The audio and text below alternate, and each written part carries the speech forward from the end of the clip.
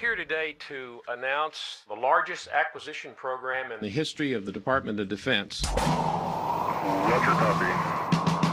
The Joint Strike Fighter. And just for the record, pilot, yeah, you are my hero.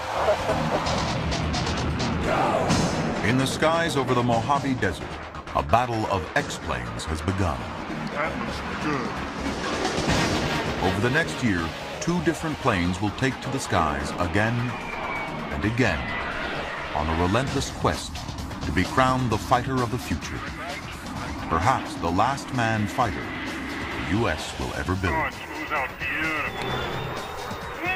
This is fun. Great, it was super, yeah. Thank you very much. So awesome. Oh, it felt great. We're gonna fly the out of this airplane and just kick every day. That's what it's all about. It's all part of a top-secret competition, locking 2 of America's aerospace giants in a furious engineering dogfight to the death.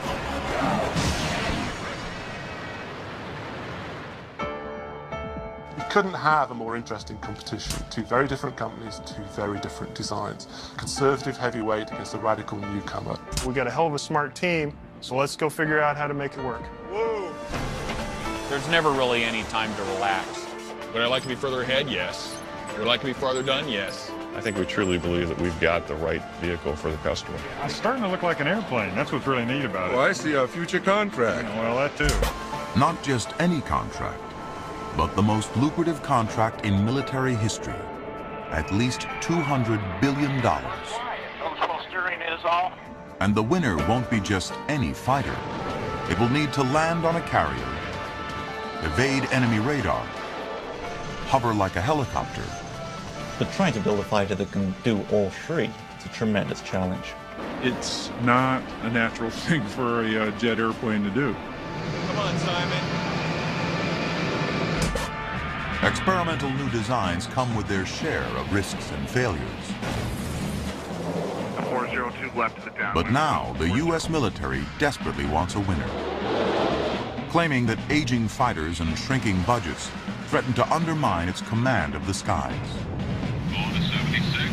Will a one-size-fits-all fighter, a Joint Strike Fighter, work for the Air Force, the Navy, the Marines? Will it rescue them from the death spiral of defense costs? With unprecedented access from the Department of Defense, Nova's cameras take you into the U.S. military's most classified facilities. From the beginning to repeated trial and error. Can I reset? Negative. We're recommending we abort. The original design wasn't gonna hack it. How much effort is ahead of us to make it work? Watch 2 teams struggle to get their daring ideas off the drawing board and into the air. The Joint Strike Fighter will be the world's premier strike platform. With a decision to proceed now made, it is now appropriate to announce the winner of the Joint Strike Fighter competition. In the end, only one winner takes all. In the Battle of the X-Planes. Up next on Nova.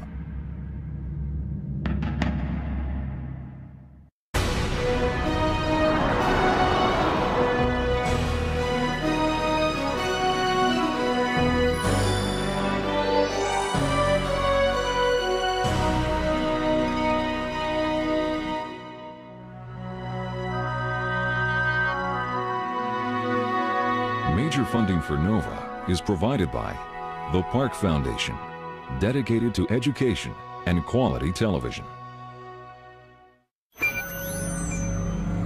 Science.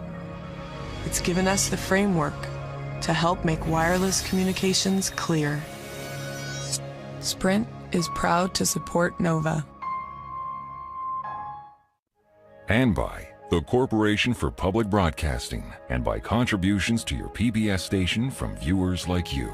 Thank you.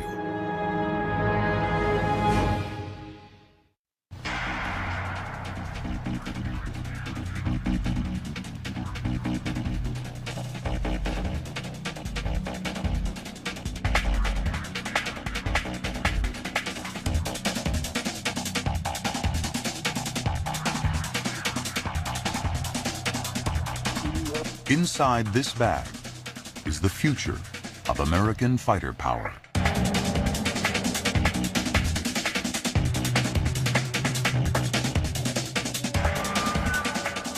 There will probably never, ever be another program as complex as this or as big as this when you start talking about dollars. It's called the Joint Strike Fighter Program. For 5 years, the JSF has held a competition between two titans of aerospace to see who will build the next generation fighter. It's a prize worth up to $200 billion. And the winner's name is in the bag. The winner of the JSF competition is going to dominate the fighter aircraft market, not only here in the United States, but worldwide. Fasten your seatbelt and put up your tray table. NOVA and the Department of Defense have cleared you to enter places where cameras have never gone before. From secret installations to the cockpits of the latest experimental fighters, you've landed in the classified world of the X-planes, both high-tech and handcrafted, where pilots fly into the unknown with just you by their side. This is the battle to build the fighter of the 21st century.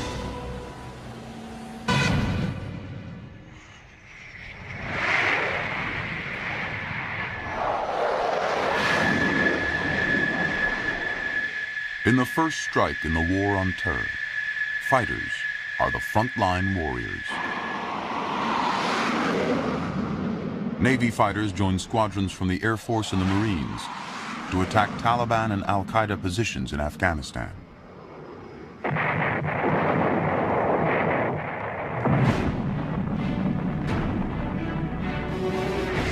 These aircraft play a key role in routing the enemy, just as they did in the Gulf War in the early 1990s. In fact, some of the fighters are literally the same planes. Built in the 80s, designed in the 70s, to fulfill Cold War objectives from the 60s.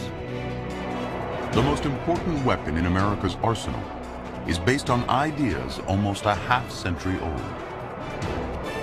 Our airplanes, they're wearing out. They're tired. 30-year airplane, still a great airplane, service purpose as well, but it's old. These aircraft in the future battlefield, they're going to be a bit like dinosaurs. Not just in their sort of physical age, but their electronic capability. They may not be survivable. We now have to go to higher altitude instead of lower altitude. We need to make ourselves as small as possible from a radar perspective. We have to do the same job, but the world has changed.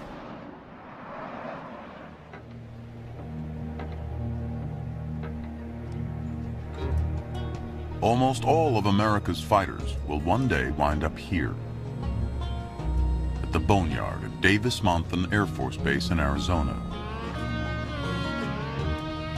Old generals may fade away, but old fighters are cannibalized for parts.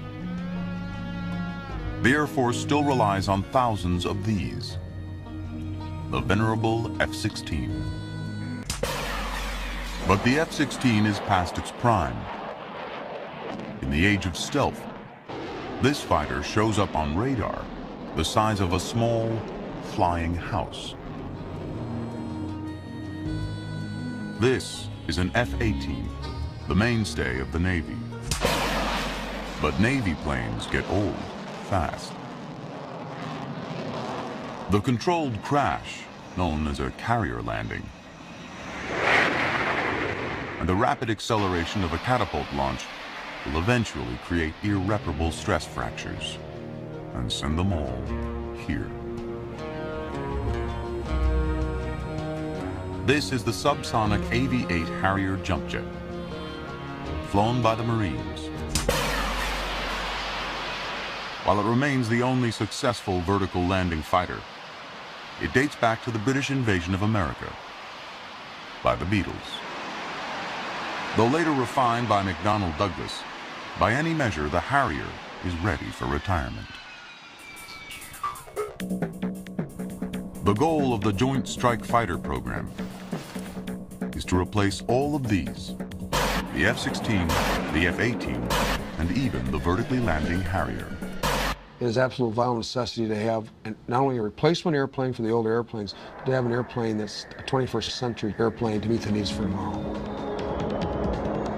The plane for the 21st century, at least for the Air Force, would appear to be already here. The new F-22 Raptor, scheduled for deployment in 2005. The Raptor is the ultimate fighter. So stealthy, its radar signature isn't much bigger than a bird. And it can fly at supersonic speeds longer than any other fighter. And that means it can strike deeply and invisibly at an opponent. But the Raptor has a huge vulnerability that the JSF program must overcome: a giant price tag. Each plane costs about $100 million. The F-22 is a spectacular airplane. The problem is it's expensive. And that means the Air Force will never really have enough of them to attack the many and varied small and large targets that make up the modern battlefield. The F-22 is just the latest example of a trend that goes back decades. Each new generation of fighters costs more than the last, so fewer are purchased. Ever more expensive fighters in ever decreasing numbers. In defense circles, that's known as the death spiral. Where the death spiral could lead is the prediction that in the year 2054, the U.S. defense budget will only buy one airplane. So the Air Force uses the airplane in the morning, the Navy uses it in the evening, and the Marines, unfortunately, only get to use it every leap year on the extra day. So that is the JSF's mission impossible: to break the death spiral by coming up with a new fighter that costs a third of an F-22, replaces all of these, and meets the needs of the Air Force, the Navy, and the Marines. They absolutely said, you'll never pull this off. Impossible. In the past, the fiercely independent services would have fought for their own weapons programs. In the 60s, when the cost-cutting Secretary of Defense, Robert McNamara, forced the Navy and Air Force to use the same plane, the F-111, the joint program was a resounding flop. But these days, with smaller post-Cold War budgets, the spreadsheet is mightier than the sword. Joint Strike Fighter program was a huge leap of faith for the services. The enabler, though, was they didn't have any choice. They knew that they had to modernize their fighter force structure, and the funds were not available to do that. With no other options, the effort to design the Joint Strike Fighter begins. And almost immediately, there's a disagreement. The services can't even agree on the number of engines. The Navy's F-18 Hornet has 2 engines for safety. If one goes out, you don't have to ditch. But 2 engines are a deal killer for the Marines because of their weight. You cannot build today a 2-engine vertical short takeoff landing airplane. So the Navy wanted 2 engines. Marine Corps had to have a single engine, and the Air Force wanted a single engine because it was much more affordable, and they don't have it. They're not out over the ocean at night all by themselves like we are. The decision hinges on how dependable one engine can be. Steady state 255 started. After talking with jet manufacturers, the JSF team ramps up the specs for engine reliability. Rear Admiral Steidl convinces a reluctant Navy to go with just one. That was another piece that was necessary to pull the program together. So without that, we could not have a common production line. I think the effort that's gone on here to create a joint requirement is astounding, and it's really it's what's allowed the program to get where it is, and it will be what allows the program to continue, because if the services keep saying we all agree what we want and we want this aircraft, then it will happen. Even with everyone on board, there's rough air ahead. We know how to build a stealth fighter. We know how to build a long-range, agile fighter. We may even have a good way of building a fighter that can land and take off vertically. But trying to build a fighter that can do all three is very, very difficult. The Pentagon spent over $3 billion in research to see if it was possible. And the answer? Sort of. The airplanes are not the same aircraft, but the building blocks are the same building blocks for the most part. Same engine, same major avionics.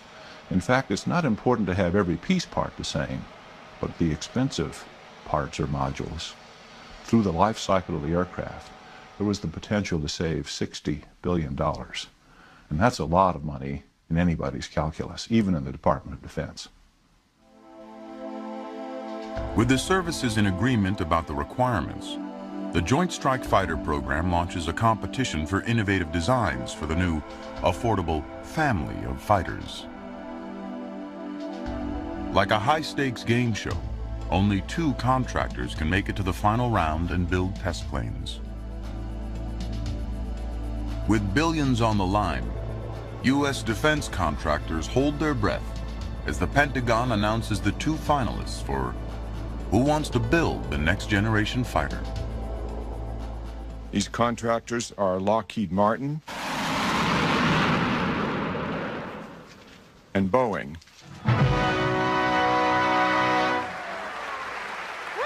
The announcement sends shockwaves through the aerospace industry, dealing a death blow to one of the most respected names in aviation. McDonnell Douglas, a company with a fighter legacy that seemed to guarantee a spot in the final round, doesn't make the cut.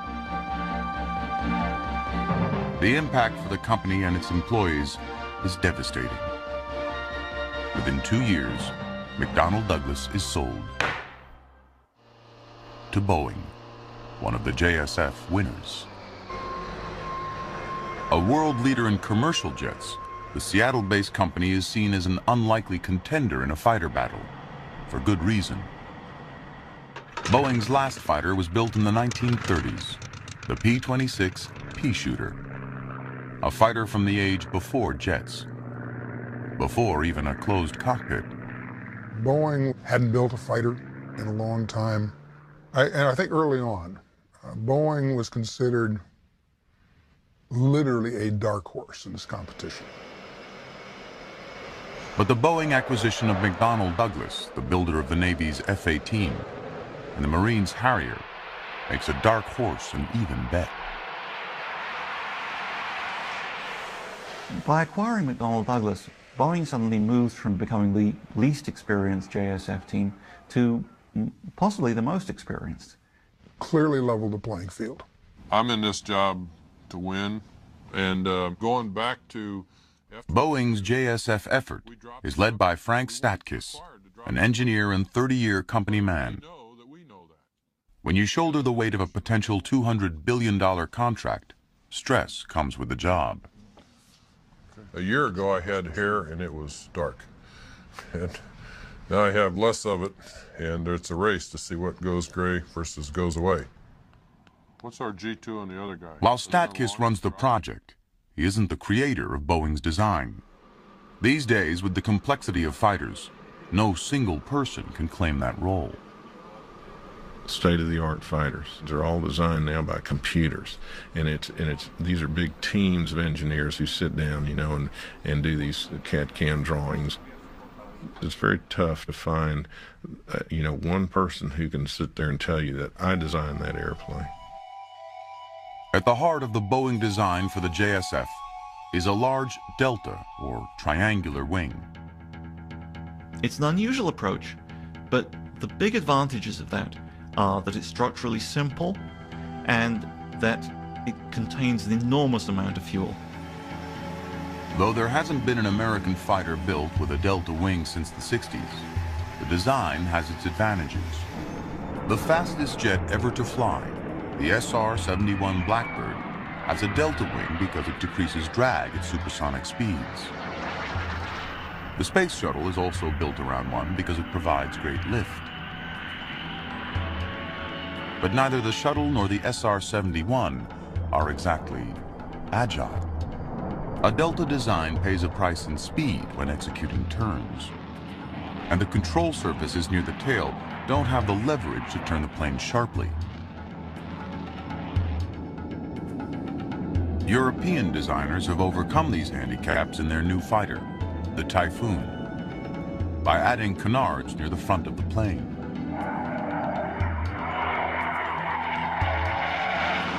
But in the U.S., Delta fighters have been out of favor for decades, until the JSF picked the Boeing design as a finalist. Why the new interest? Deltas can be cheap to build.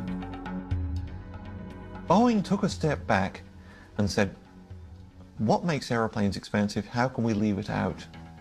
And they got a very, very simple design. Boeing's expertise in wings is kind of taken a different tack. Our engineers have chosen to build this wing as one piece from tip to tip. We have always studied the idea of building a one-piece wing and attaching the fuselage to the wing. And so this time we had an opportunity to really try it. Boeing has taken to heart the JSF concept, meeting the needs of the Air Force, Navy, and Marines through a versatile common design. And it even accommodates the biggest JSF challenge: landing like a Harrier. While it gets a bad rap for safety, the Harrier is no doubt the most adaptable fighter ever built. Matching its capabilities will drive many of the design decisions of the competition. When fully loaded with fuel and bombs, a Harrier takes off in as little as 500 feet, a third of that needed by most fighters. That short takeoff distance makes many roads into potential runways.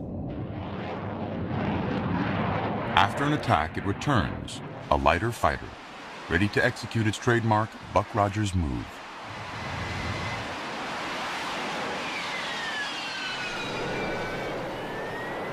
A Harrier hovers using rotating nozzles that direct engine exhaust downward. This mode of flight, called direct lift, demands an enormous amount of power. And it's dangerous. Before computer control, balancing a Harrier on its own engine thrust was like trying to sit on a geyser. Even today, its accident rate is 4 times that of a Navy Hornet. But through their flexibility, Harriers have proven their value. In fact, in the Gulf War, Harriers flew more missions than any other kind of fighter.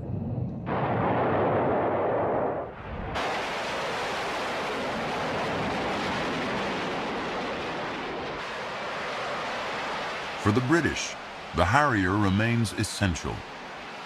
British aircraft carriers are smaller than their American counterparts. The Harrier's short takeoff ability overcomes the problem and creates a portable fighter force. The Harrier has allowed the UK basically to be where it couldn't be. The Falklands was a classic example. I mean, without the Harrier, we could not have defended the Falklands. We couldn't have got any aircraft down there.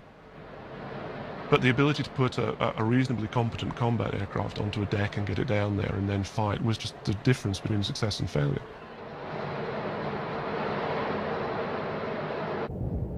But the Harrier can't fly supersonic, a serious limitation in a modern fighter. In terms of its turn performance, its range and endurance, its maximum speed, whichever metric you want to look at, it fares unfavourably with any modern aeroplane. We also have brothers in arms with the US Navy, so from the Americans... The British search for a replacement Harrier brings them to the JSF table. They become full partners. It's the first time a foreign government has been included in an American fighter development program.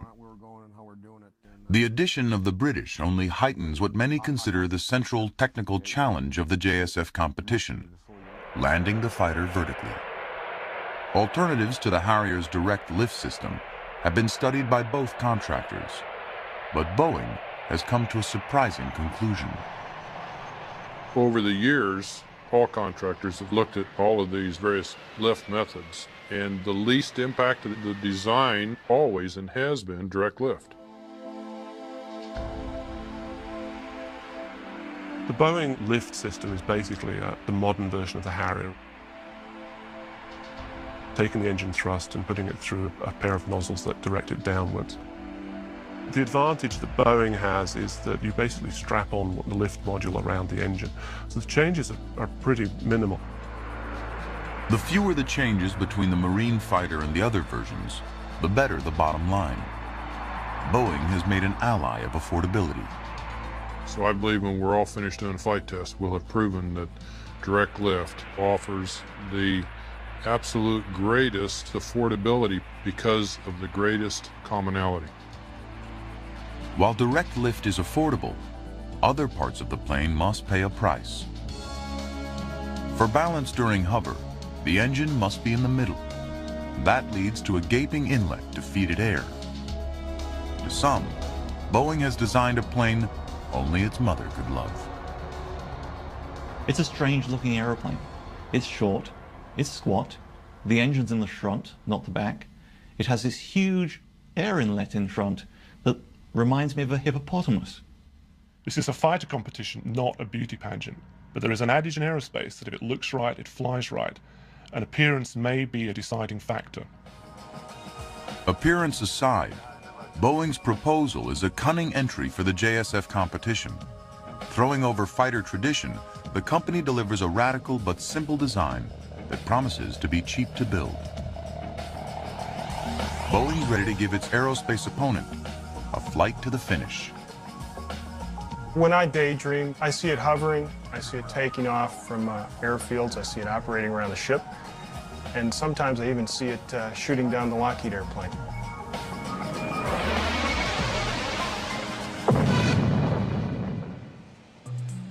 Only in your dreams is the likely response of Lockheed Martin, America's largest defense contractor. For decades, in this secret facility in California, the legendary Skunk Works, Lockheed has designed and built aircraft that have blown through the boundaries of imagination. The Lockheed Skunk Works reputation is founded on its ability to put together a small team of very motivated people, get everybody else out of the way, and leave them to solve a problem that everybody else thinks can't be solved. The whole history of this place has been, there is nothing that we can't do, there is no project that we can't accomplish. There's a huge amount of pride of we can do anything. We've done that. We've done that. By the time Lockheed earns its place in the final JSF competition, Chief Engineer Rick Rezebek and his team have already spent 5 years designing their fighter.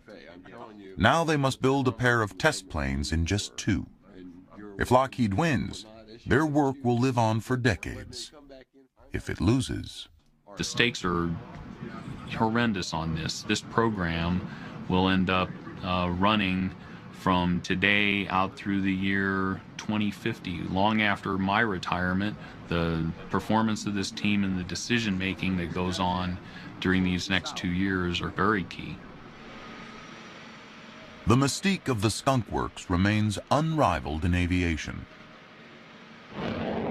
It's the birthplace of America's first operational jet fighter, the P-80. In the 50s and 60s, this covert design house created the ultimate spy planes for the CIA. A high-flying U-2 and the high-velocity SR-71 Blackbird. Later for the Air Force, it built the F-117 Nighthawk, the first stealth fighter. Unveiled to the public during the Gulf War, the Nighthawk was the only U.S. aircraft to strike targets in downtown Baghdad. The image of anti-aircraft guns aimlessly blazing away at invisible attackers is a surreal salute to its success, and that of the Skunk Works. They've conducted many of their most advanced programs in complete secrecy, such that nobody else in the world even had a clue what they were up to. It's got to be very, very scary going up against those guys. The F-117 sacrifices speed and handling for stealth.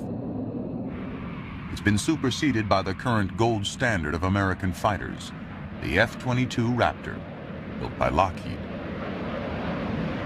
While very expensive, and not the all-in-one fighter for the JSF, the Raptor provides a wealth of proven design ideas, including a radical new shape for stealth. It's no surprise the Lockheed design for the JSF inherits the Raptor's contours.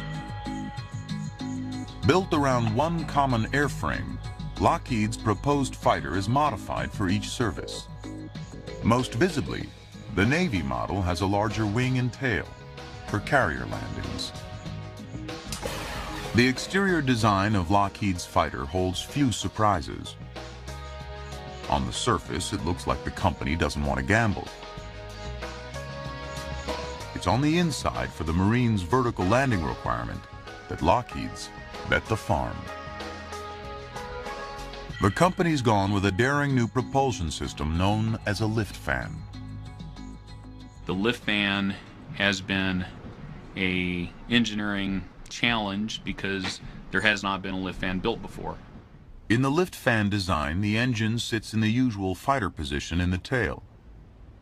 A drive shaft connects it to a large fan placed behind the pilot. To hover, engine exhaust is directed downward. But the fan is also engaged, taking in air from above the plane and blowing it out below. That creates two balanced sources of thrust, potentially a more powerful and stable arrangement than the Boeing solution. But to accomplish this feat, the drive shaft must be spun at an incredible rate. Think of taking the propulsion system in a Navy destroyer, shrinking that down into a smaller package, putting it into a jet fighter airplane. It's a technological challenge in the tradition of the Skunk Works. If successful, the lift fan will be revolutionary. But on the drawing boards, it doesn't blow away its critics. It's a very clever solution, but it's got gears and bearings and a lot of moving parts. And in an operational airplane, you've got to make sure they work 100% of the time. If you're a pilot hovering at 50 feet and one of those parts fails, it's going to spoil your day. Despite its complexity, the lift fan offers another benefit, invisible to the JSF sensors and test equipment, but plain to the naked eye: aesthetics. You can look at the Lockheed Martin airplane and say, that looks like what I would expect a modern, high-performance, high-capable jet fighter to look like. You look at the Boeing airplane and the general reaction is, I don't get it. Lockheed will build its test planes the same way it's built its successful prototypes of the past, as handcrafted machines, here in the Skunk Works. This facility provides a well-worn path to winning the JSF competition. Lockheed will try to triumph through daring new technology. Just like Legos. While Boeing tries to win with a bold, cost-saving design, combined with manufacturing know-how second to none. You couldn't have a more interesting competition. Two very different companies, two very different designs. A conservative heavyweight against a radical newcomer. If Lockheed wins, it continues its decades of fighter manufacture. If Boeing wins, it could go on to dominate the fighter market like it dominates the airliner market. I think we'll look back at this time, at this competition between Boeing and Lockheed, and I think it will be remembered as the Great Fighter War.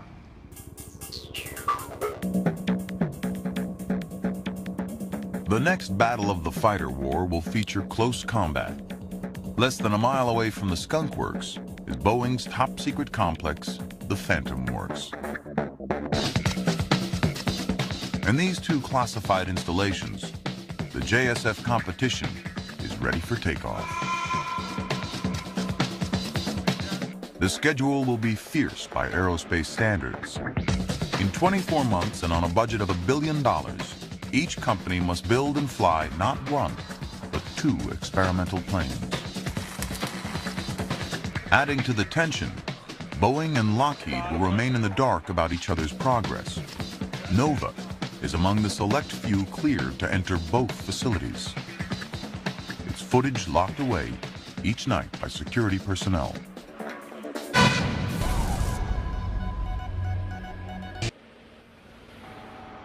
Boeing may not have built a fighter since the 1930s, but from day one, the company rolls out innovations to simplify the job.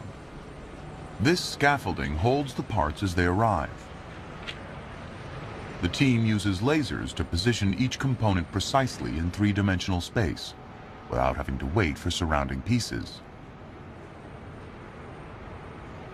The parts themselves are designed so precisely that they fit together like puzzle pieces, with hardly any adjustment. Techniques like this lead Boeing to claim it can reduce assembly costs by as much as 75%. It's a very interesting process, very new. Boeing's ability to demonstrate how the aeroplane is put together is certainly a plus, and that will weigh in their favor. The frame for the single massive delta wing, the heart of the Boeing design, is already in the works. But the skin that will cover it is being cooked up over 1,000 miles away at Boeing's headquarters in Seattle.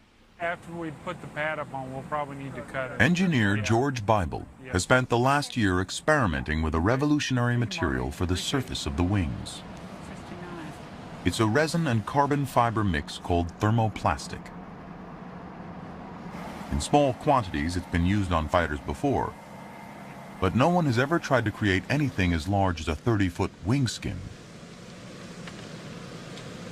It's very challenging. We have no time or schedule to design something else, so we have to make it work the first shot. Thermoplastic wings will be lighter and more durable than conventional wings.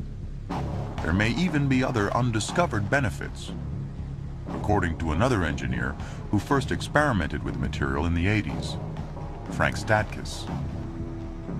I personally would love to have thermoplastics on this airplane because I know that there's value in the future. Even though I can't tell you in all the areas where we might find that value, I do know it's there.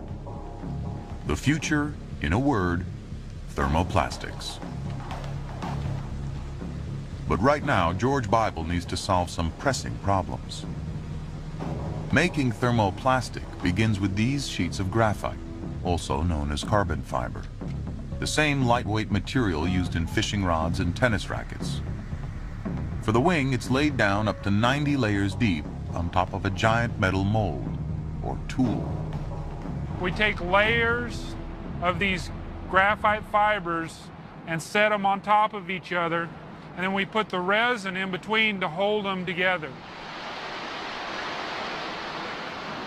After 3 weeks of layup, the wing skin is tightly wrapped in protective bags, ready for the next step. A massive oven called the autoclave. The huge chamber acts like a pressure cooker. The autoclave for me is always the most stressful part. You have nightmares at night thinking about all the terrible things your autoclave could do to it. First, all oxygen will be removed to prevent a cataclysmic explosion. Then, with the wing heated to the melting point of lead, nitrogen will be pumped in, raising the pressure and exerting tons of force upon the thermoplastic, forcing the fibers to blend with the resin. In short, this is literally hell on earth. For the next 30 hours, George Bible will hold his breath until the cooked skin is removed from the autoclave and a perfectly formed wing skin is revealed. Oh, she looks beautiful, doesn't she? Looks good. Looks very good. But this skin is only the first. Boeing will need 3 more, one for each side of its 2 delta-winged X-planes. And although Bible is elated at his success, he knows that the next skin for the lower wing will be far trickier. It involves a more complex curved shape. And, in fact, when the next skin emerges from the autoclave, the first signs are ominous. Creases and folds on the surface hint at hidden structural flaws. Man, that does not look good, those wrinkles. I'm afraid we're dead in the water. An instrument scans the surface of the panel using water and sound waves to probe for air pockets that could fatally weaken the wing. When we have a gap in the plies, the sound will not transmit through there well. George Bible's worst fears are confirmed. The skin is riddled with defects. Right now, I'm just exhausted. We can't get a break. I mean, it's just downhill. So we'll have to do what we have to do to get a panel down to Palmdale as fast as we can. After hundreds of hours of work, the wing skin is worthless. With the first wing frame nearing completion down in Palmdale, Bible's team and its bold experiment are simply running out of time.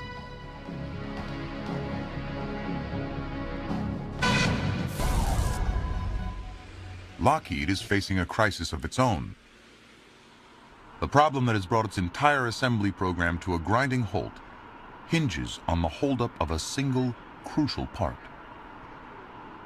We can have 99% of everything it takes to assemble the airplane, but if there's one part that hasn't been delivered yet and it's buried somewhere in the middle of the aircraft, you have to wait on the assembly work until that actually shows up. Like Boeing, Lockheed engineers have tried to save money by reducing the number of parts needed to build the plane. One part in particular, Bulkhead 270, has ended up especially complicated. It will join the front of the plane, including the cockpit, to the fuselage. As a key piece holding the plane together, it's made of the metal alloy titanium. The combination of strength and lightness make it a natural choice for the bulkhead. But nobody at the Skunk Works had anticipated how hard it would be to carve such a complicated piece out of this super hard metal. Machining the 300-pound Lockheed part means whittling away at a solid 5-ton slab, the drills running 24 hours a day, using diamond bit saws and a special lubricant to reduce heat. The pressure to get the bulkhead done is enormous, but so is the price of any mistake. If this part fails, it could almost ultimately be the end of our competition with Boeing in the JSF program. I mean, it would really set us back. On top of the crisis on the shop floor, bad money management threatens to get Lockheed fired from the competition. In a program in large part about affordability, the company admits it's $100 million over budget. Lockheed blames part of the overrun on a $30 million accounting error. In essence, what it was is we were writing checks without going back into the check register is what it amounted to. Lockheed, yes, had a problem in the subcontract management business in their manufacturing end at Palmdale. It wasn't discovered till late. Very unfortunate, very disappointing. And the lesson there is, take nothing for granted. It's a make or break point in the program. Under a powerful escape clause, the government can end the competition and award the fighter contract to Boeing. In the first real test of the military's commitment to fiscal limits, the JSF lets Lockheed off the hook. They're saved by the growing number of international customers now lining up to buy the Joint Strike Fighter. We got Canadians, we got Italians, we got Danes, we got Dutch, we got a little bit of everybody. It ensures that for tomorrow in coalition warfare, we got partners with the same capability to fight the same wars as we do. Ending the competition early would be a domestic and diplomatic debacle. The government realizes that this program is so big and so influential on a national and in fact international level that their best bet is effectively to sweep this anomaly under the carpet. Let's forget about it and let's move on, and let's work under the assumption that Lockheed has learned a lesson and they won't let this happen again. Although as disappointing as that was, the silver lining there is we're doing business a lot better and will continue for the future. In the end, Lockheed gets slapped on the wrist for bad budget controls and presses on with the program, nearly a year and a half behind schedule. We can't let 1 minute go by without paying attention to something out on the floor and getting it done. We can't be slackers anymore. But back at Boeing, it's hardly been smooth sailing. The latest results from computer simulations are pointing to an alarming conclusion. Boeing's entire delta wing design may be fundamentally flawed. The Navy has refined its requirements and wants a more maneuverable plane that can carry more weapons. Boeing's delta wing design is now seriously overweight. Months into building the test planes, Boeing's lead engineers conclude that the only way to lose the pounds is to abandon the delta and come up with a new wing and tail design. We are at a point in the process here where we need to make a decision on the tail. I think we're really struggling with which way to go. An engineering team led by Dennis Muhlenberg must come up with a new tail design that will work on a reconfigured fighter. The conventional choice is called a four-poster for its 4 control surfaces, the tail design for all modern U.S. fighters, including Lockheed's Raptor and its proposed JSF fighter. But there is an experimental alternative, a novel 2-post tail with just 2 angled control surfaces. The Pelican tail is named after its inventor, an engineer inherited from McDonnell Douglas, Ralph Pelican. He argues its merits. Sure, I understand you're all nervous about this new concept. I think it can be done. Proponents of the Pelican tail argue that the design is less visible to enemy radar. In other words, it has a smaller stealth signature. For Boeing, this is an important plus, since Lockheed is the originator and acknowledged master of stealth technology. I think we can't afford to have any question at all over our signature and whether we remain a signature. I don't think that we really know enough about the Pelican tail. You know, we think we can make it work, but how much effort is ahead of us to make it work? Those supporting the traditional 4-post tail argue it's a known quantity. The word on the street is that the JSF program managers favor it for the same reason. There's a slight benefit from a strategy standpoint that we can negate a perceived Lockheed advantage by going to a 4-poster. On the other hand, we end up looking like the follower with 2 teams that have the same design. I vote for the Pelican tail. I think we've got to bite the bullet and go there. I guess maybe I'm still a little more conservative than Fred, and I would stick with the 4-poster and try and get the signature to work with the airplane with a 4-poster. But your probability of getting hit... The room is deeply divided. I'm talking about if you have a failure. In the end, Muhlenberg must break the tie. Now, I've been a 4-poster fan up until about an hour ago. All right? I think we can beat the pants off Lockheed when it comes to working weight, handling qualities, aerodynamics. Whether it's real or not, they're perceived to have a signature advantage. So we need to do something to our configuration that will give us a signature advantage. I think the Pelican tail does that. All right? Feeling pressure to make a bold choice, Muhlenberg chooses the Pelican tail. About some things, so let's go figure out how to make it work. But just days later, after Frank Statkus and senior management review the choices, Boeing changes its mind. Concerned about weight and performance, it commits to the more conservative 4-post tail. Is signature versus weight. The 4-poster is a little safer way to go. So I was a little torn from a personal standpoint, but when we stood back and looked at the data, I think we made the right decision. Boeing radically changes the wing and tail design, which gives the proposed fighter a fresh new look. The new plane is projected to be 1,500 pounds lighter and more agile. But it's too late to incorporate the design changes into Boeing's 2 test planes, now 8 months into assembly. Instead, the company will submit the new configuration with its final proposal. By testing the new design in simulations and wind tunnels, In flight testing the old design, Boeing believes it can prove the soundness of its approach.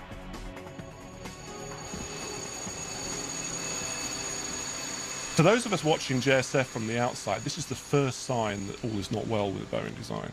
Both designs are evolving as the requirements evolve, but it seems that Boeing's design is not as adaptable as Lockheed's.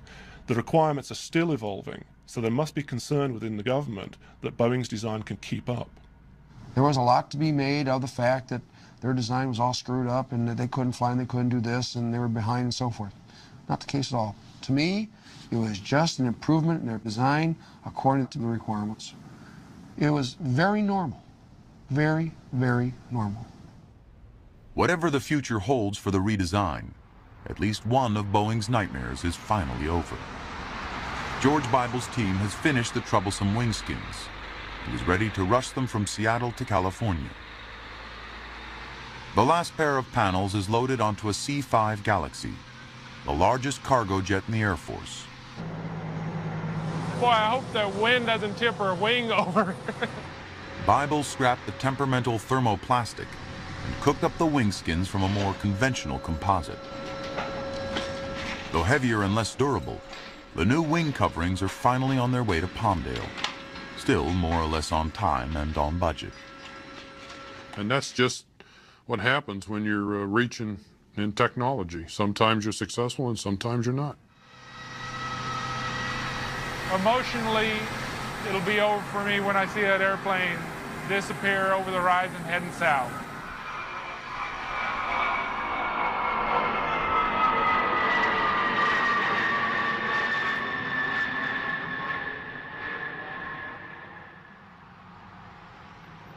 With the wing skins safely in Palmdale, Boeing wastes little time attaching them to the wing box. Whoa, hold it. But before the upper skin can be mated to the structure, critical wiring must be installed. Let's go terminate. A lone electrician crawls in between the skin and wing box to connect wiring. Working in the dark under the 700-pound wing skin is a grueling job. I'm gonna need a heat gun. Hour after hour. Doing good. Wire after wire. Each connection is tested and double-checked. How you doing, Lonnie? Almost done. You almost done? Yeah. How many connects you have to do? 2. He's been in there for 4.5 hours. Has not come out yet. It's dedication. Now here he comes. See if his legs still moving. All right, Lonnie, my man. You ready to clear, Jack? With the wiring done and the skin lowered into place, mechanics will spend the night hand-tightening thousands of fasteners.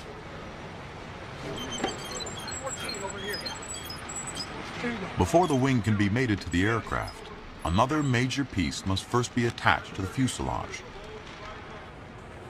Like a giant gift, the entire front end of the airplane arrives in the Phantom Works hangar. Now the work begins. Can't believe my eyes. Oh, waited for all this time and finally got it. I can't wait to hook it up. The front end, which includes the cockpit with all its intricate electronics, was built in St. Louis at a former McDonnell Douglas plant, now part of Boeing. Bring her back another 3 inches. But will this front end, built 1,800 miles away, made up with the rest of the fuselage? The fit must be as precise as the width of a human hair. Once we bring this down a little further, we'll get the fleshiness a little bit better. Yeah. Both up together. Bring her back just a little bit more. Bring her back about a 1/2 inch and we're there. Looking real good. That's good. That's good. In less than 2 hours, the installation is complete. And the Boeing X-plane has its distinct face. It's starting to look like an airplane. That's what's really neat about it. You guys I see our future contract. Well, that too. With the addition of the one-piece wing, an apparition appears at the Phantom Works. The recognizable outline of the first of the Boeing X-planes. The company is now weeks ahead of schedule, and morale couldn't be higher. It went great. Looks like an airplane now. Look at it. Lockheed, watch out.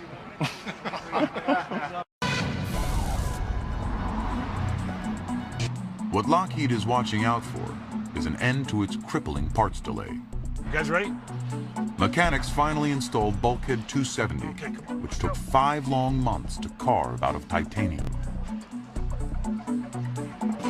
No, this way. Ed Buer nervously waits to see if it will fit. If it does, a plane will quickly take shape around it.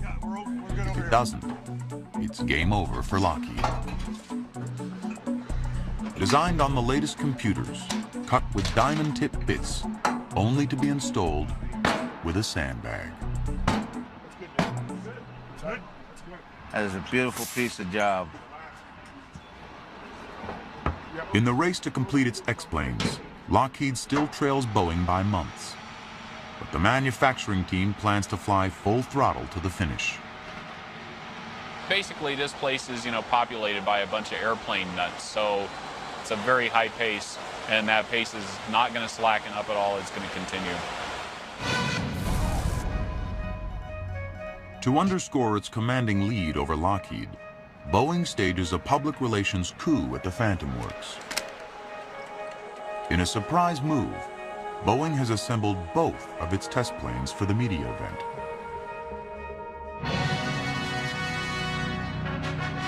Ladies and gentlemen, the X-32A and the X-32B concept demonstrator aircrafts. What do you think? In an aerospace tradition called rollout, the company shows off its brainchild in 2 different versions to the world. It's a moment of high emotion for Boeing program manager Frank Statkus. It's everything that we've done for the last 3.5 years. It's all your successes. It's all your thoughts. It's all your weekend work. It's all your overtime. It's a soul that's in that airplane because each and every one of us sweated bullets to put it there.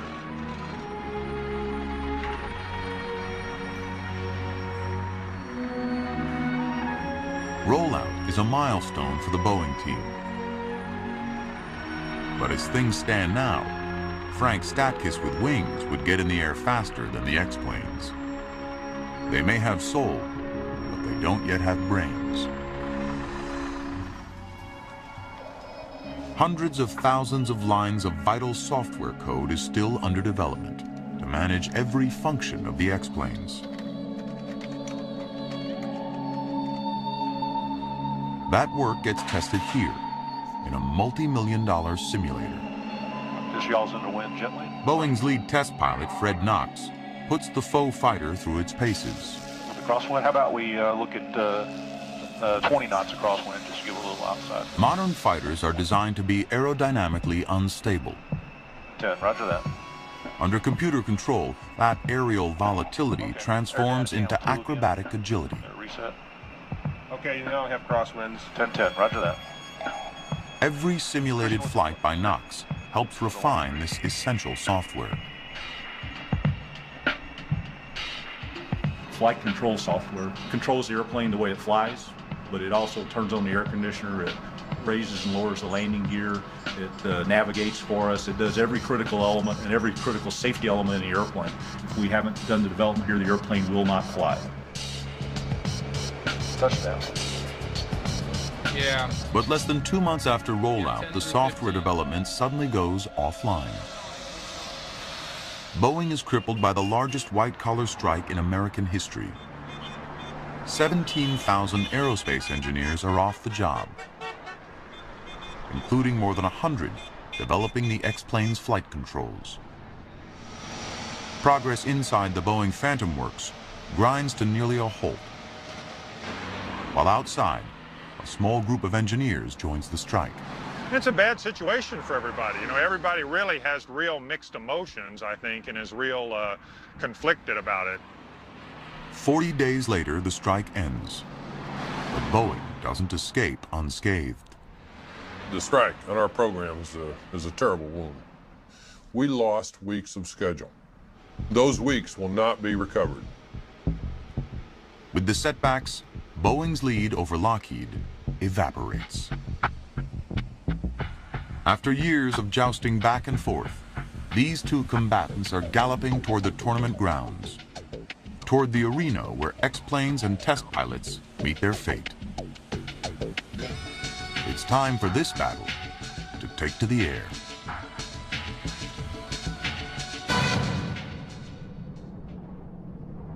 Just 30 miles away from the Skunk and Phantom Works lies the proving grounds for all of America's X-planes, Edwards Air Force Base.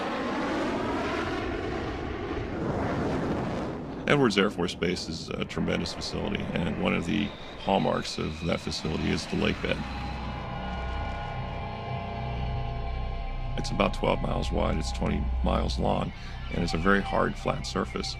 And you can put the airplane down, and you don't have to worry about running out of runway because you've got the whole lake bed in front of you. With these wide open spaces, Edwards and experimental planes go back to the first supersonic flights. Here, the original X-plane, the X-1 flown by Chuck Yeager, broke the sound barrier over half a century ago. Since then, aviation triumphs and tragedies have made Edwards the hallowed ground of X-plane history. Now these skies will hold an epic contest never seen before, a battle between X-planes. Historically, we have 47 X-plane programs. So this is the first time in history, ever, that any two of those X-airplanes have competed against each other for a production contract. It's unprecedented. It's time for Boeing's dream to take flight, while Lockheed can only watch from the ground. After years of derision as a second-rate contender, Boeing proves even an underdog, like its X-32, can have its day. Airman Lorma, this is Freddie Knox from the Boeing Company. We're getting ready to launch that X-32 on its first flight this morning. And I wonder if I could get a little forecast for the winds, say from about 7:30 to... Fred Knox, Boeing's chief test pilot and a key developer of the X-plane, will take the craft on its maiden flight. I appreciate the help this morning. Bye-bye. It was a good day to go. It's an excellent day to go. With the fate of the Boeing effort resting on his shoulders, Knox receives a final blessing from Frank Statkiss. See you at the other end. Absolutely. For me, it's about as big a day as a test pilot's ever going to have. A chance to go do a first flight. It's a big day for me. It's a big day for the rest of the team.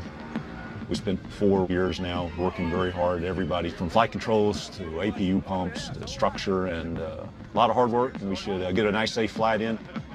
Have a great flight. Everybody enjoy it too. It's a big day for all of us. See you guys at Edwards.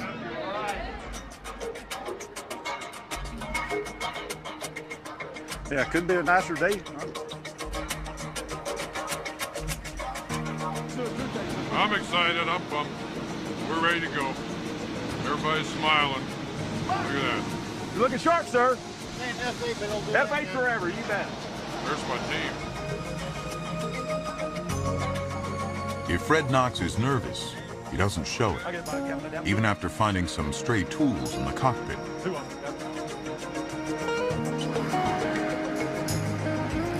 Home sweet home.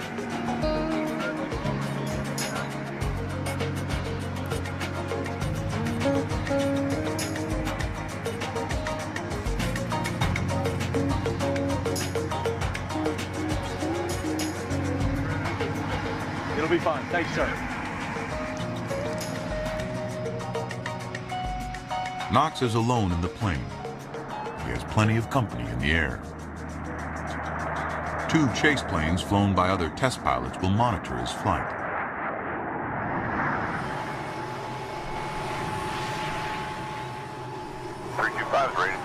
It's going to be exciting.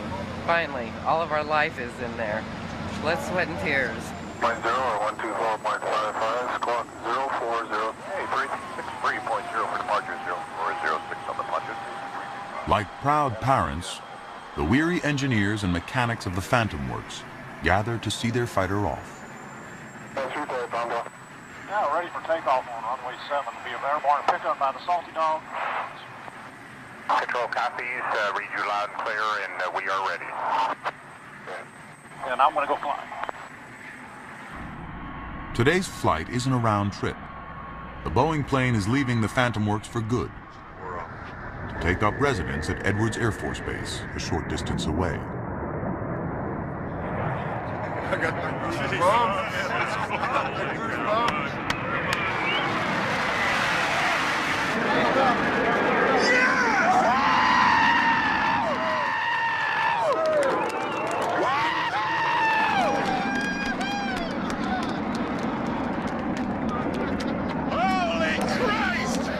I was bawling like a baby. Yeah, I mean, it was excitement, you know, and then it was just kind of mainly a huge sense of relief. Easing the throttle back, it's climbing like a bean's been There is. Within minutes, the X-plane is in the airspace over Edwards, wheels down just in case. But 11 Alpha 160 looks good. I'm just going to give you a brief. Knox has flown this plane for hundreds of hours in a simulator. Now he gets to see if the real thing handles the same way. But 11 Alpha 160 looks good. Hey, I'm happy with the airplane. Then, Boeing test pilot Dennis O'Donohue in his chase plane spots a problem. Truck Irish, on the starboard side, you've got hydraulic fluid leaking from about the forward mid-fuselage. I'm just guessing this is the first flight stuff pouring out a little bit, but we'll watch. It doesn't appear to be dissipating. I'll keep an eye on it. Roger. With the source of the leak uncertain, Knox is told to cut short his long-awaited flight. Just going to give you abbreviated test points, and we'll set up for a landing here. 2 numbers off, runway 25, wind 2504, altimeter 3002, clear to the Hawthorne Airport, the Palmdale Victor 518. Congratulations, Fred. Well done. Well, hey, we got airborne.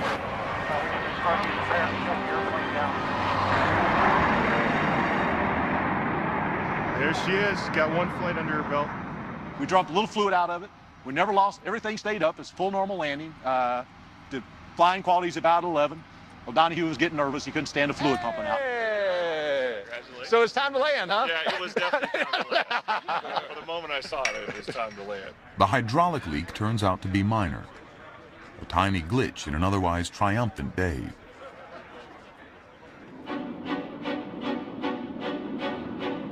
Over Edwards, Boeing begins a series of test flights. During each one, the pilot puts the plane through a specific set of maneuvers known as test points. Sensors document the plane's flying characteristics. The results go to the JSF. So far, the plane's performance closely mirrors the Boeing simulations, a sign of just how sophisticated computer design has become.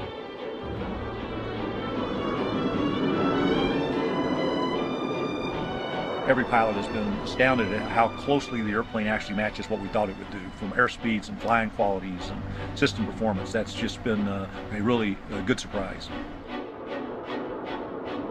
While this version of the Boeing X-plane is intended for both the Air Force and Navy, it's the Navy requirements that will be the most demanding.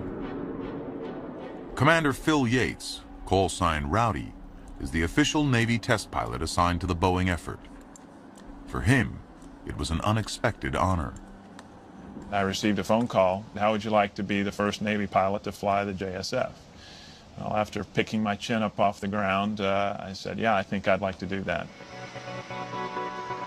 Carrier landings are a testament to the precision skill of Navy pilots, and Rowdy is one of the best. In preparation for testing the Boeing X-plane, he takes an F-18 Hornet out for a spin. Okay, good nozzles, good hydraulic pressure, good RPM. Here's a salute. Here we go. And we're off. Oh, that's out.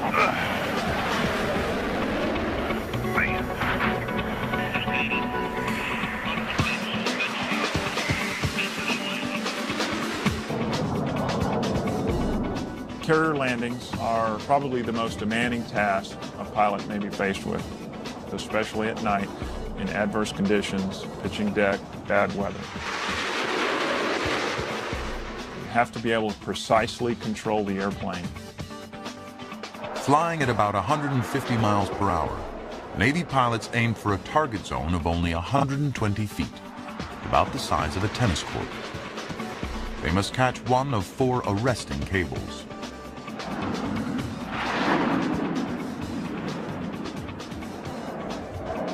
Pilots don't apply brakes.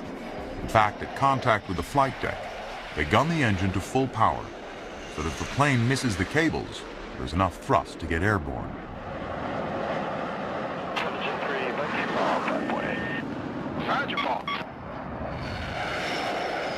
If landing on a runway is like threading a belt through a belt loop, landing on a carrier is like threading a needle. A test pilot's job is to jump into a plane in which he may have little experience and report on its pros and cons. When you start doing that in an airplane that's never been flown before, that it really is what gets a test pilot, I think, excited. What's exciting to a test pilot would be sheer terror to most people. Here at Edwards, Rowdy will put Boeing's X-plane through the precision maneuvers of a carrier landing. Good morning, sir. We all recognize that these are unproven airplanes, but we as test pilots deal with that we're going to be able to handle any situation that the aircraft presents to us. If we don't feel that way, we wouldn't be flying.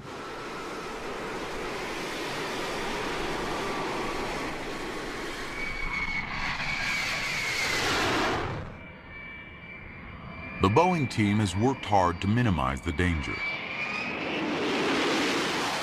But the test requires Rowdy to fly so close to the ground, any error or technical problem may be fatal. A section of runway has been marked off, equal to the landing strip on a carrier deck.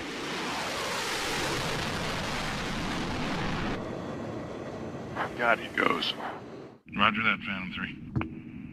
From a control room miles away, a team of Boeing engineers monitors the X-plane's every move. Roger that.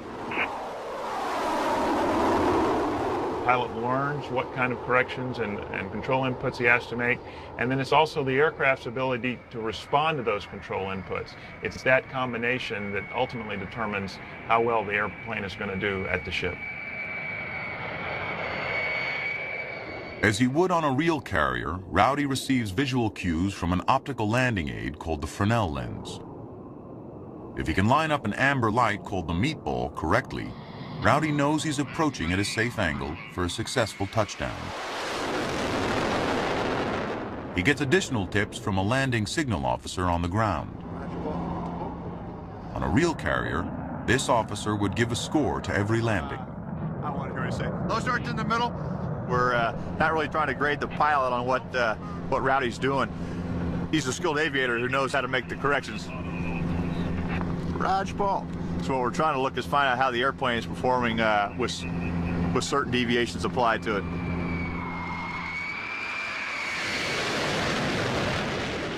With each attempt, the degree of difficulty goes up. To recreate real-world conditions, Rowdy begins an approach descending too fast or at too steep an angle, and then tries to correct for it.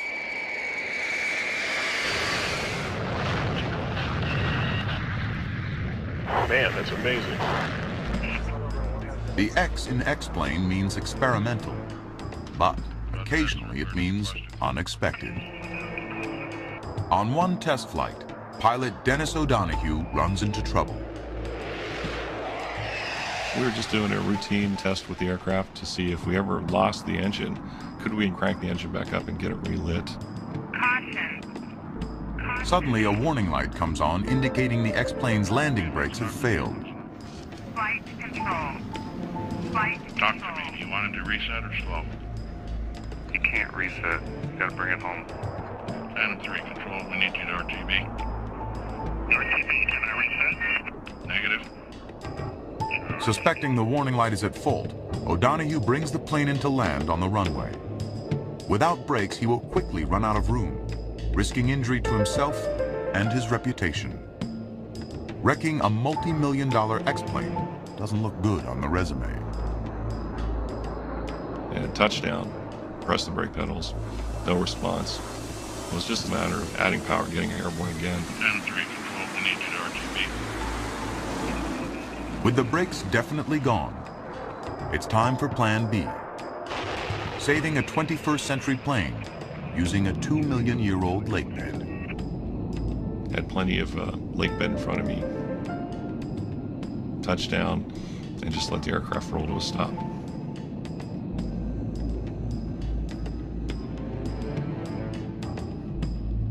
Had we not had the lake bed, that would have been a much more critical emergency. Much more critical. After a month of successful flights, Boeing's luck has run out. Repairing the brakes reveals a major software problem. Still read 9, sir. You got the 3. Still read 9s. 4 9s. The plane is grounded. All right, well. To make matters worse, Boeing no longer has the skies over Edwards to itself. That very day, Lockheed's X-plane is finally ready to leave its factory home and head into battle. Funky chicken here.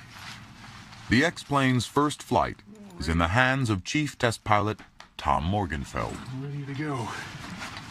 Having flown everything from the first stealth fighter to black aircraft that are still classified, Morgenfeld has unrivaled experience.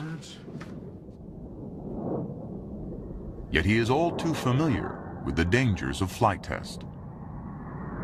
In 1992, while piloting an Air Force prototype, a computer malfunction sends Morgenfeld's aircraft into a violent oscillation.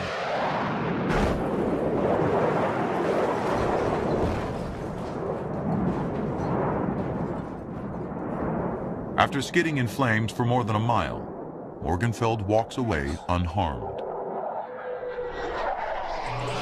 Now, nearly a decade later, the legendary test pilot is about to climb into another untested fighter. No turning back now. I think I've committed myself, huh? The first time you fly an airplane, it's a tremendous thrill. Your heart's pumping and the adrenaline's flowing, believe me. In a Lockheed tradition, Morgenfeld carries with him the wallets and car keys of assembly manager Ed Buer and the rest of the senior X-plane team. It's a sign of confidence. Thank you.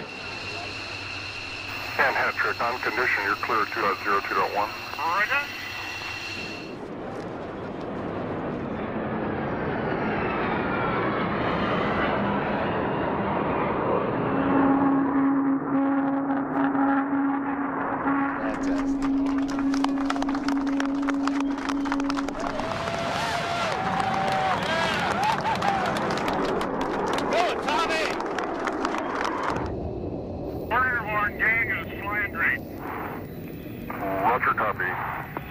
I am so filled with emotion right now. Oh, man. This is fun. All complete, feels great.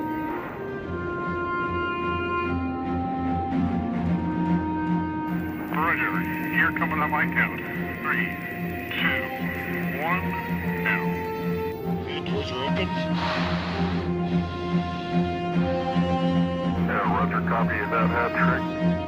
After 22 minutes, the first flight is over. Lockheed's X-plane touches down at its new home. Welcome to Edwards, and you're clear for the shutdown. Roger that.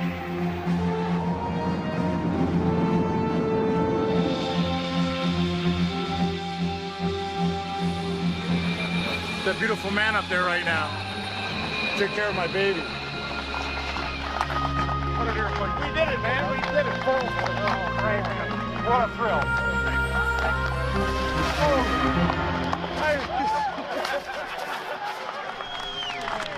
Sorry. I had to hold you. I had to hold you. Good job, man. Good job, man. What an airplane. What an airplane. Hey, Andy. Yes, yes, yes. What an airplane. Oh, yeah. You won. Magnificent. It was great. It was super. Yeah, thank you very much. So awesome. Oh, it felt great. It felt super. Yeah, I wish you'd have done a little bit more. I just wanted to keep on flying. Airplane's ready, too. I mean, Yeah? It feels great. That's Thanks, great. Rick. God, Oh, we it's couldn't great. all be Gotta get to the winner. We're going to fly the out of this airplane and just kick every day. That's what it's all about.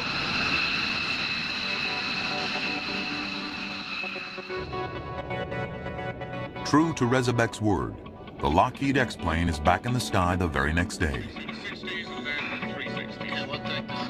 A carefully orchestrated series of maneuvers slowly reveals this jet's true capabilities.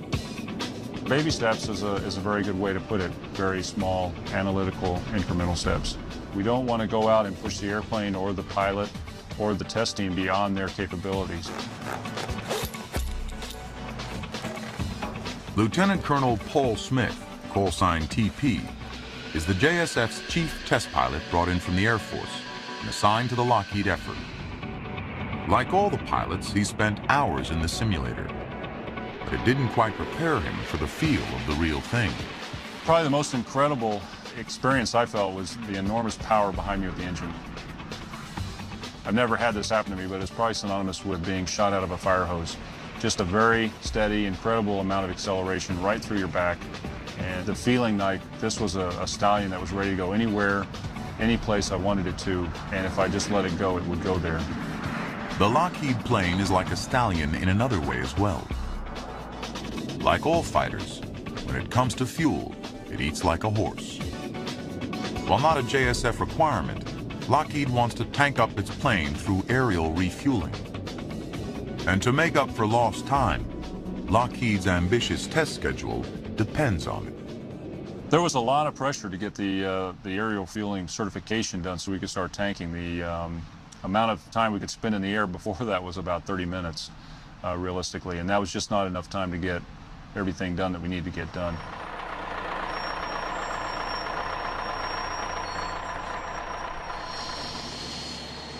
With only 2 flights in the X-plane under his belt, TP will attempt one of the most dangerous missions of the Lockheed program.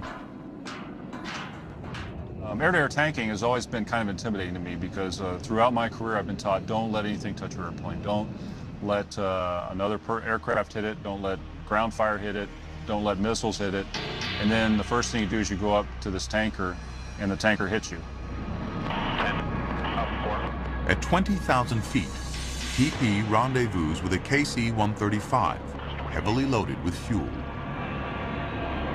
The tanker slowly extends a boom towards a receptacle located behind the cockpit of the X-plane. It's really a basic feeling of trust between you and the guy flying the boom to make sure he doesn't hit the airplane where he's not supposed to. TP cautiously edges closer. At that point, you just have to fly very stable because he's trying to plug that boom in the back of the aircraft. Running low on fuel, with only minutes before having to abort, TP makes contact. And you can actually feel it in the airplanes. You feel like you are part of the tanker and it can actually fly you around. But at that point, you just kind of relax or try to relax and stay in that same position while you download gas. X-plane and tanker are now coupled in tight formation at 350 miles per hour. Less than 5 minutes later, the crucial maneuver is over. This airplane flew tremendously well on the boom, better than any other airplane I've flown. And so it was very easy to get confident in yourself and confident in the airplane very quickly. For the competition, Lockheed designed its X-plane to use the Air Force system of aerial refueling. But Boeing's gone with the Navy's version. With its software bugs fixed, Boeing's X-plane is back in the air. Navy planes have a fuel probe designed to plug into a drogue basket at the end of a hose dangling from the tanker. But during Boeing's first refueling attempt, the basket flies dangerously close to instruments mounted on the nose. These test sensors are used only for evaluating the plane's performance. But if the basket breaks them off, they may be sucked into the engine. That could bring down the plane. And that's not the only problem. When the refueling basket makes it onto the probe, it fails to seat properly, sending gas everywhere but the tank.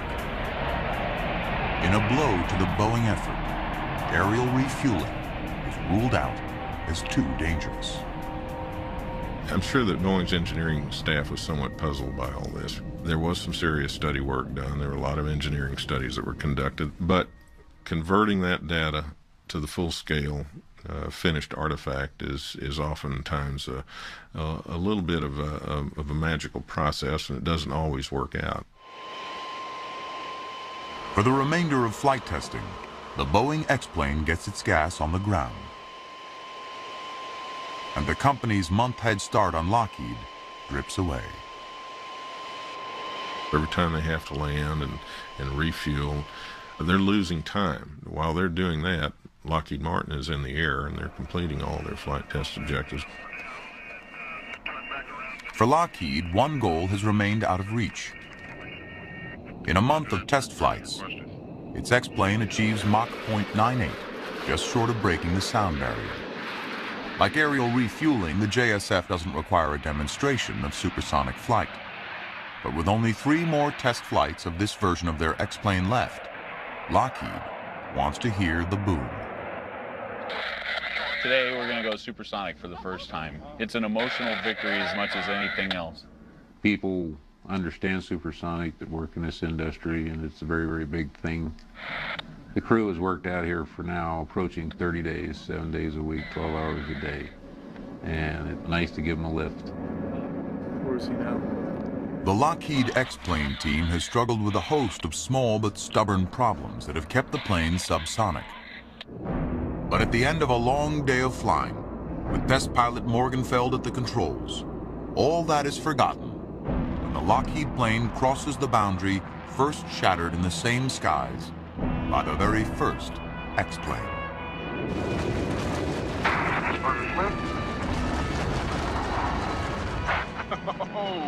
Lighting the afterburner provides the extra push needed to go supersonic. That was so amazing. Did you hear that?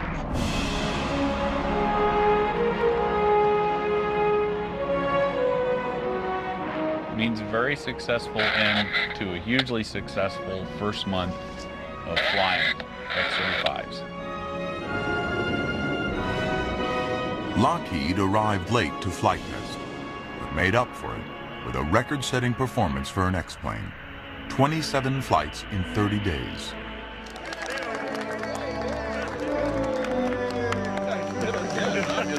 I was just a victim.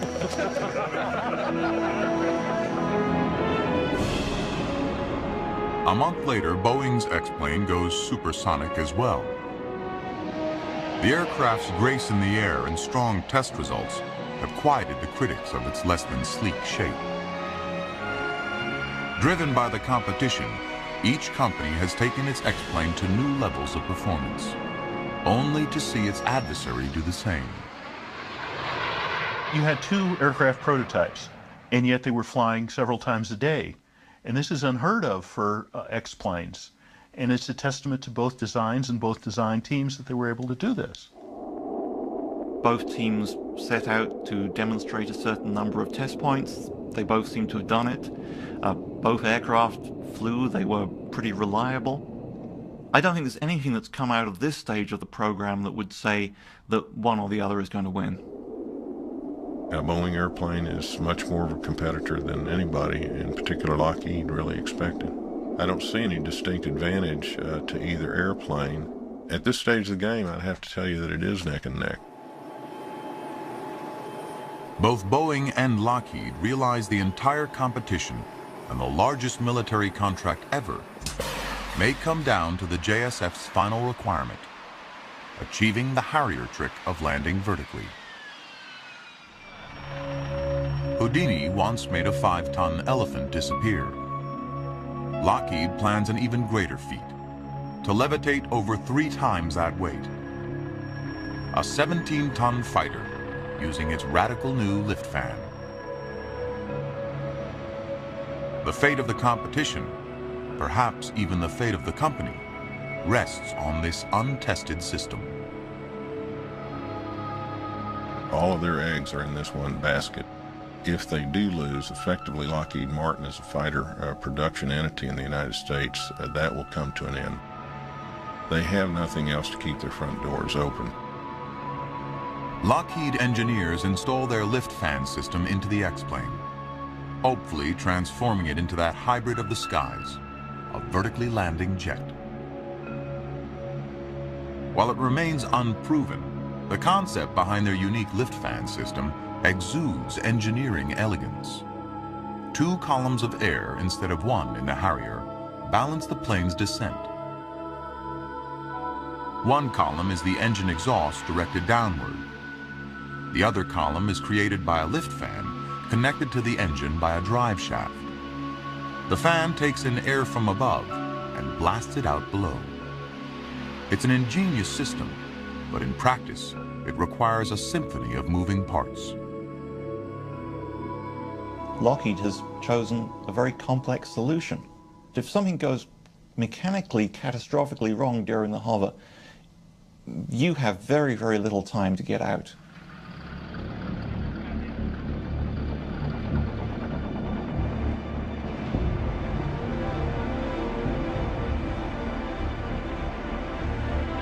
A former Royal Navy pilot with Harrier combat experience in the Falklands and Bosnia, Simon Hargraves will attempt the first hover in the Lockheed X-plane. He spent years in preparation. Still, there's no question, he's about to take a ride on the wild side. Nobody's ever tried to model a propulsion system that's quite as complex as this, quite as integrated as this. So there may be some areas there where the airplane doesn't respond exactly as I'm expecting. The vertical landing tests will start over a hover pit, 10 feet deep and covered by a steel grate. The hover pit is designed to minimize the chance the engine will suck in its own hot exhaust. Hot gas ingestion is a familiar danger to Harrier pilots. If the exhaust used to float the plane somehow enters the engine's air intake, the engine will start to choke. What happens when you ingest hot gas, your thrust decays. Your thrust decays, you lose lift. You lose lift, you start descending at a rapid rate and can lead to a catastrophic accident. Venting the hot gases out the side of the hover pit provides some protection.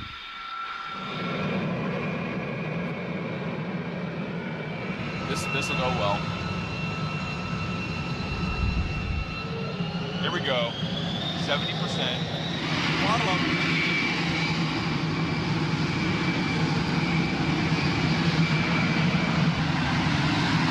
Nose up. Come on, Simon. Come on, baby.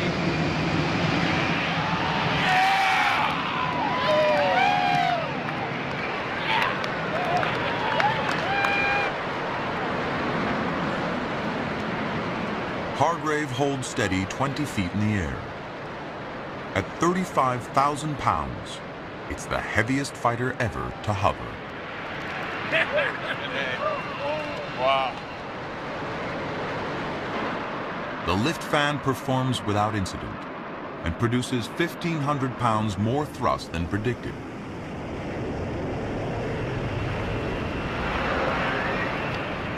That was great. That was incredible. Let's do that again. Incredible. After nearly 2 years of struggling to keep up with Boeing, the Lockheed team now has reason to display their usual abundance of self-confidence. We've never had a doubt in our minds at any point in this program that this is the right type of airplane and propulsion system, and we've felt very sorry for the competing team against us. I never felt sorry for him. Yeah, that's true. While the lift fan works, Lockheed still hasn't accomplished the tricky mid-air maneuver called conversion, going from level flight to vertical landing with its complicated dance of moving parts.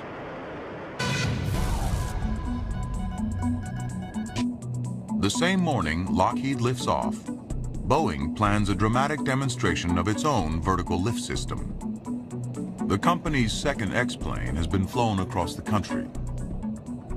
The new proximity to Washington decision makers and lobbyists doesn't hurt. But the real advantage is invisible, The air at sea level has greater density than at the high altitude location of Edwards Air Force Base. Thicker air means better engine performance. VMS, talk to me. I gotta do it. In this test of its direct lift system, Boeing hopes to outdo Lockheed. Test pilot Dennis O'Donoghue will start in level flight, slow the plane down to nothing and hover. His slow speed will make the wings useless, and a failure of the lift system will mean the plane falls from the sky. To give O'Donoghue a chance to eject, Boeing has conducted its early tests at higher altitudes, gradually working lower and slower. Now, after 43 flights, Boeing is ready to go all the way to attempt zero airspeed. I've got butterflies. O'Donoghue's family is among the spectators of today's historic event. The boys are really excited too. I think Dennis slept because he knew he needed to. The boys slept. I didn't sleep a wink. Look at Daddy's airplane. Dad! Yes! 200 feet above the runway, O'Donoghue slowly decelerates to zero airspeed and hovers. A 28,000-pound airplane hangs frozen in the sky.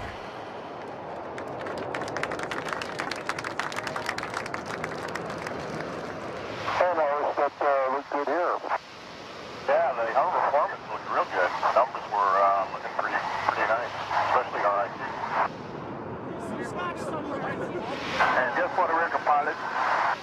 Yeah, you are my hero. Pretty cool, huh? You got that right. Congratulations, Irish. Let's man alive again. I didn't think he was ever going to get off the Oh my God, what a day. I'm sitting there yelling and clapping and crying, driving up and seeing him just right there. On this day, the Boeing X-plane hovers 4 times, once for 2.5 minutes. And demonstrating rock-solid control, performs a perfect 360-degree turn. This is pretty good.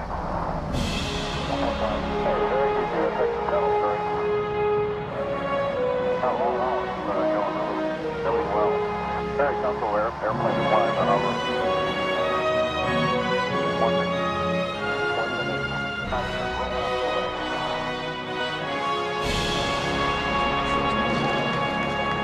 It was just wonderful. Brendan said it was better than Star Wars, and for him, that's a lot.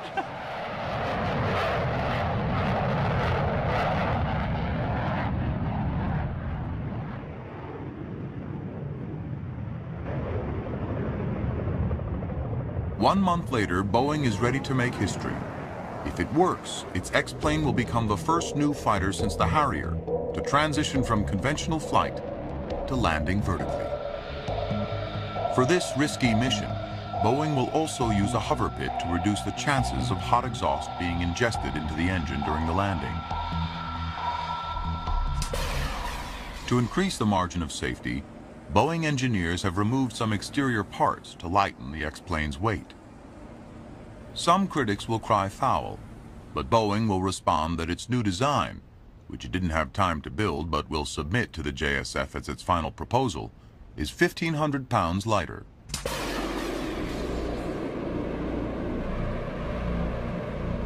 Dennis O'Donoghue is in the cockpit again, while flight test conductor Howard Gophus will closely monitor the mission from the ground.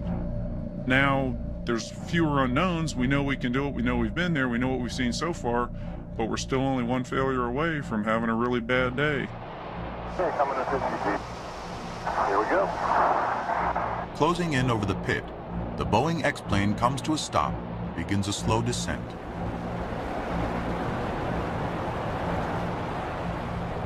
If disaster strikes, O'Donoghue is now too low to eject. T2. He's over. T2. Not going that one. I know, we're coming down. Suddenly, the controllers spot trouble. That's good. Invisibly, the engine has ingested hot gas from the lift nozzles and loses power. O'Donoghue feels the bottom dropping out, but it's too late to abort.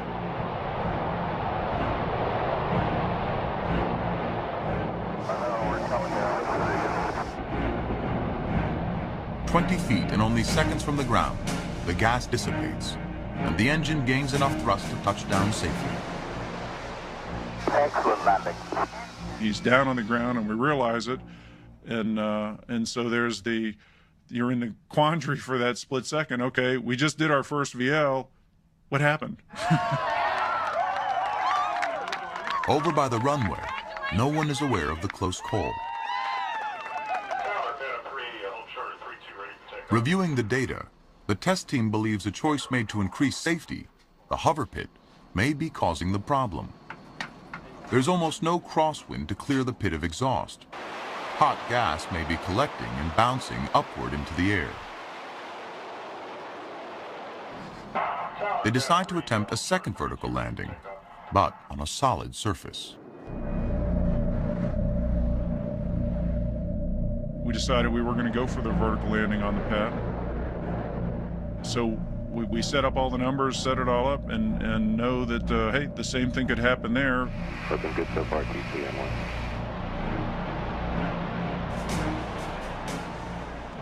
The second vertical landing goes without a hitch, to everyone's enormous relief. Hey, Howard. Yes, sir. We did it. Yes, sir. But just a week later, during another vertical landing, an old friend pays an unwelcome visit. It's a pop stall, the result of hot gas ingestion just above the ground, a common event in Harriers. Boeing engineers predicted it might happen and designed it out of their new version. But they decide to play it safe and stop testing their vertical system. A month later, Boeing completes all major requirements for the Pentagon, ahead of the competition. It's a major landmark, and if anything has them worried, the Boeing executives certainly don't show it. It felt great. It looked great. It felt great, yeah.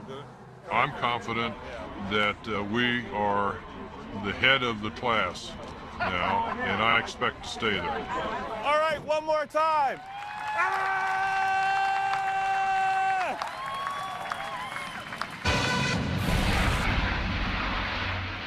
The Lockheed plane now needs to prove it's ready for prime time by performing the critical transition from conventional flight to hover to landing vertically.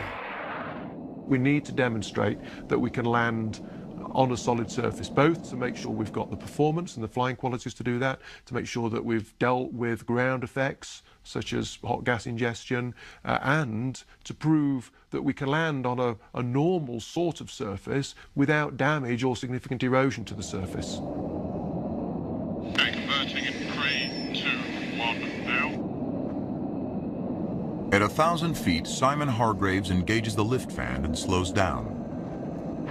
With air from the front and exhaust from the rear nozzle in balance, the Lockheed X-plane floats on nearly 40,000 pounds of thrust. This system avoids the problems of the Harrier and Boeing's direct lift. Cooler air from the lift fan creates an invisible barrier that prevents the engine from choking on its own hot gas. And coming down right in the middle of the pad. Oh, the stop isn't quite right. Let's keep it going down. After 2 minutes of hovering, Hargraves eases off the throttle and gently guides the X-plane down. Yes, beautiful. No problems at all. Well done, Simon.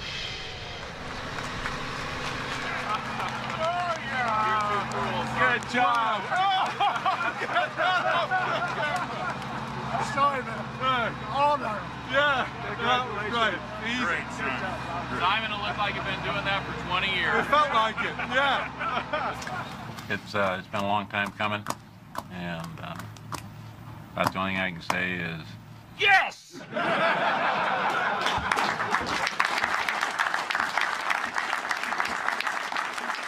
It's going to be a tough choice. If one guy had stumbled here at the end, then it would have made it easy. It's not an easy choice, and that's what the government wanted. The government wanted the close horse race, and I think they're going to get it now. In the waning days of the competition, at an undisclosed location somewhere near the Pentagon, JSF Director General Michael Howe takes Nova inside a world where cameras have never been allowed. Behind a wall of security, the secret proposals of Boeing and Lockheed are being evaluated by the government team that will help determine the winner of the Joint Strike Fighter program. This is where the proposals are, all electronic, of course. This is where we've got 200 people off and on coming in to look at the proposals one at a time, gauging them against the operational requirements document. Digging through mountains of data, experts evaluate performance, cost, management, and risk. Some of them are doing aerodynamic performance, figuring out how fast will it go, what is the range, how will it turn, what kind of G's can it sustain. Others are evaluating software and architecture. Now, near the end of this jury process, the results are one of JSF's most closely guarded secrets. We got about 6 weeks left by which we're going to take the results of our evaluation, give to the Secretary of the Air Force, who in harmony with the Secretary of the Navy is going to make a decision of who's going to build the airplane for the warfighter for the next 40 years. As the final decision approaches, known in military speak as down select, Boeing remains confident that its manufacturing know-how and cost-saving designs have made it a winner.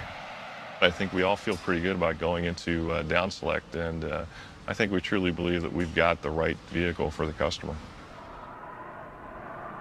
But just before it crosses the finish line, Lockheed plans a final dramatic display, a bid for the history books, and bait for the huge government contract. In a test flight Lockheed dubs Mission X, its fighter takes off in less than 500 feet, then goes supersonic and lands vertically.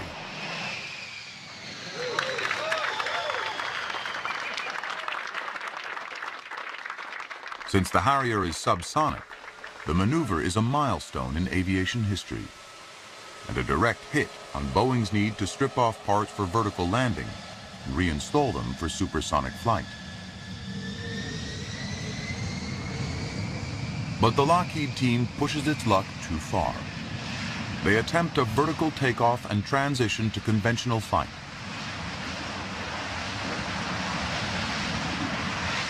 When the plane bobbles in the wind on liftoff, the mission is aborted.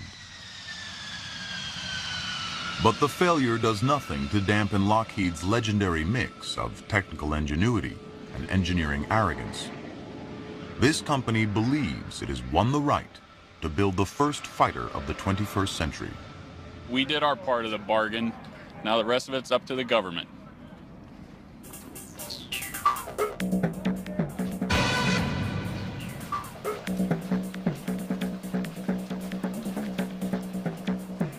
Five years after the battle began, it's D-Day.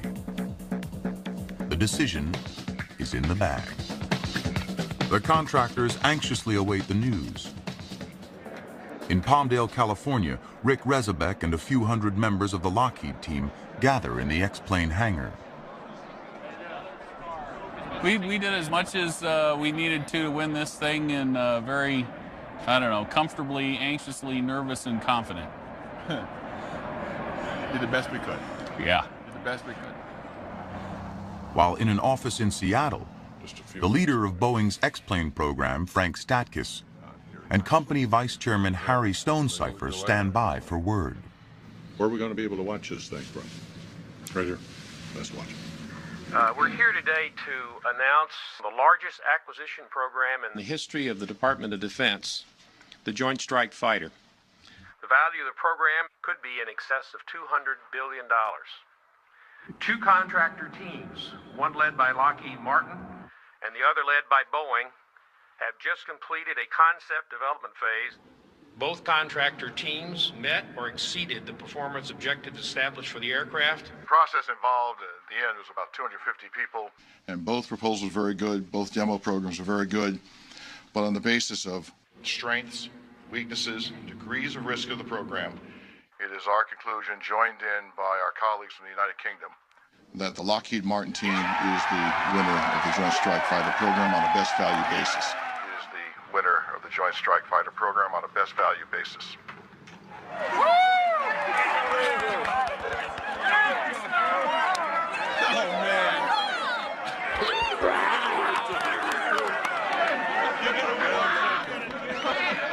Frank, tell your team they did an unbelievably good job.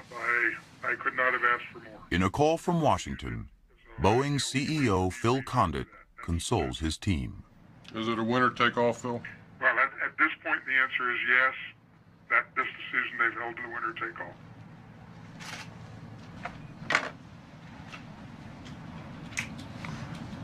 You did a great job. I'm sorry. No, you did a great job.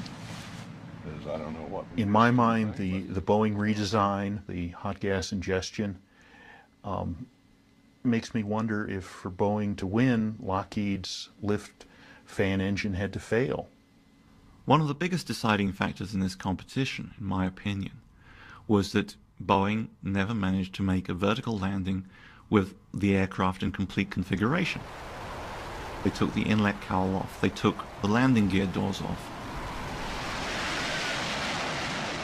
Lockheed Martin made complete vertical landings with the aircraft in the same trim that it could go to supersonic speed in. The X-35, now officially designated the F-35, may become the most widely deployed fighter ever produced. That looks good.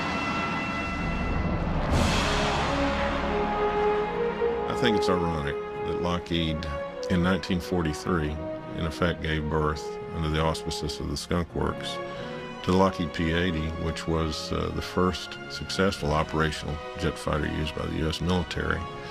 And here it is almost 60 years later, and they are now the winner of the JSF competition, which could result in potentially the last manned jet fighter.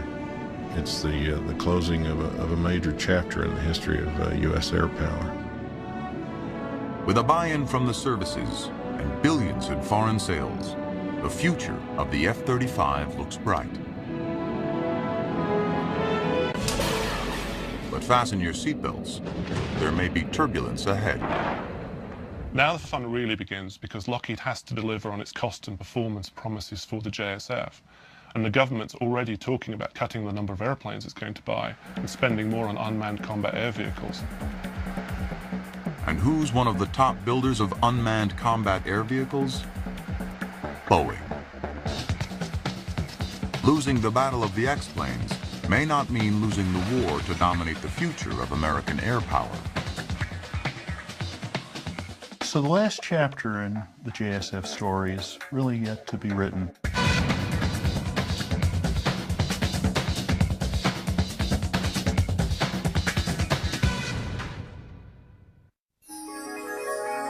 What was it like to be the only TV journalist allowed to cover